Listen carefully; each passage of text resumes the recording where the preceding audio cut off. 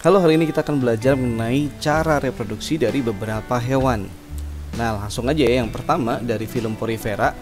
Bisa saja kita ngambil spons ya, tapi di sini saya milih Hydra sp karena menarik. Ini adalah videonya, dimana reproduksi seksualnya yaitu peleburan gamet atau sel kelamin dalam individu yang sama. Jadi dia hermafrodit ya. Jadi ada dua sel kelamin di dalam satu tubuh. Sementara reproduksi tidak kawinnya atau aseksualnya adalah dengan membentuk tunas. Yang kedua itu filum colenterata. Contohnya saya ambil di sini adalah ubur-ubur, di mana peleburan sel kelamin dalam individu yang sama juga. Jadi hermafrodit juga. Dan untuk aseksualnya dia membentuk tunas.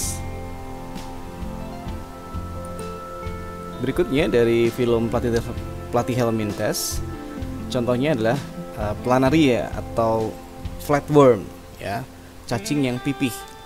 Nah, ini gambarnya, videonya tepatnya.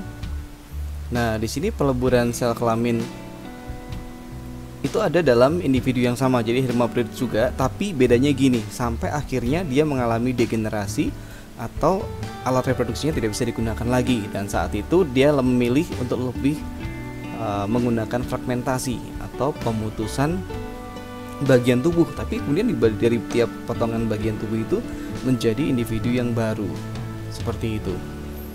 Nah, dari film Mollusca, ada typo sedikit. Ya, saya ambil contohnya di sini adalah bekicot.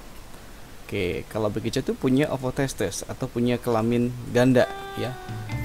Dia butuh individu lain untuk kawin gitu. Jadi tetap masih butuh pasangan. Sementara dia hanya bisa berkembang biak dengan seksual ya, tidak ada aseksualnya, dan dia juga bertelur ya, ovipar.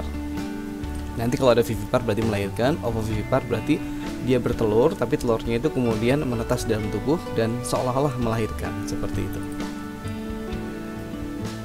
Oke, yang berikutnya adalah dari kelas crustacea. Saya ambil udang ceri di sini. Udang ceri meskipun mirip dengan ikan, pembuahannya terjadi di dalam tubuh dan dia juga bertelur ya. Untuk arachnida semacam laba-laba seperti itu, saya ambil contohnya adalah kalajengking. Dan kalajengking ini fertilisasinya terjadinya internal, kemudian dia ovovivipar, jadi bertelur dan melahirkan. Oke, berikutnya saya ambil dari kelas insekta. Saya ambil contohnya lebah madu karena spesial ya. Jika sel telur pada ratu lebah dibuahi sperma, maka akan ditetaskan calon ratu, berarti yang akan membuat banyak keturunan.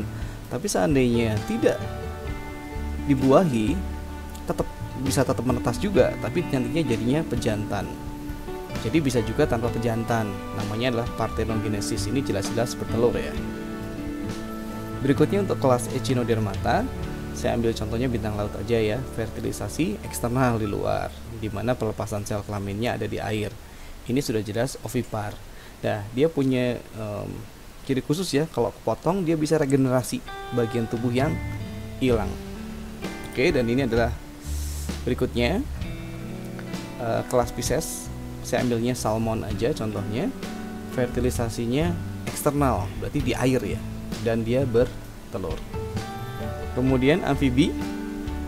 Untuk amfibi ini saya ambil katak ya, yang mengalami metamorfosis, dimana dia fertilisasinya eksternal, berarti di luar tubuh ya, dan jelas-jelas bertelur. Dan ini ada slide terakhir. Saya nggak ambil semua hewan, tapi hanya berapa saja ya. Kelas reptil, saya ambilnya penyu, dimana fertilisasinya terjadi internal ya, di dalam tubuh, dan dia ada yang ovipar, ada yang ovovivipar, tergantung jenisnya. Untuk kelas mamalia yang terakhir, contoh yang terakhir saya akan ambil contohnya badak ya, dimana reproduksinya secara jelas di dalam tubuh dan dia melahirkan. Oke, sekian pelajaran hari ini, sampai ketemu di pelajaran berikutnya.